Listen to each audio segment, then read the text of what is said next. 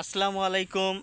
আপনারা কেমন আছেন প্রিয় ভাই ও বন্ধুরা? আশা করি সকলেই আল্লাহ তাআলার অশেষ রহমতে ভালো আছেন।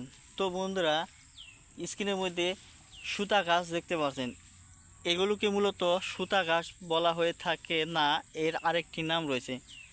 এগুলোকে গরুকে খাওয়ানো হয় বিদায় গ্রামগঞ্জের অনেক অনেকে সুতা ঘাস বলে থাকে।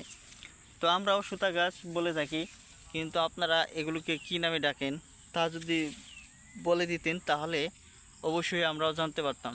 তো বন্ধুরা, এই ঘাসগুলো আপনারা গরুকে খাওয়াবেন কেন?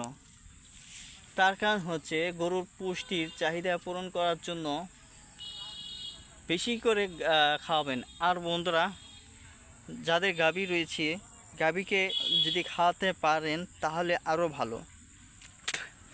তো বন্ধুরা, এই ঘাসগুলো একজন কৃষক ভাই তার জমিতে দেখতে পাচ্ছেন, বড় একটি জমি, সেই জমিতে তিনি রোপণ করে নিয়েছে। এই গাছগুলো রোপণ করার একমাত্র উদ্দেশ্য হচ্ছে তার গরুকে লালন পালন করতে পারে এবং কি বন্ধুরা, দ্রুত গরু যেন বড় হয়ে যায় সেজন্য। এই গাছগুলো কিন্তু গরুকে খাওয়ালে অবশ্যই বন্ধুরা গরু তাড়াতাড়ি বেড়ে উঠবে আশা করা যায়। তো বন্ধুরা, এই ভিডিওটি যদি আপনাদের ভালো লেগে থাকে তাহলে আমাদের এই চ্যানেলটিকে সাবস্ক্রাইব করে নেবেন। ধন্যবাদ আপনাদেরকে।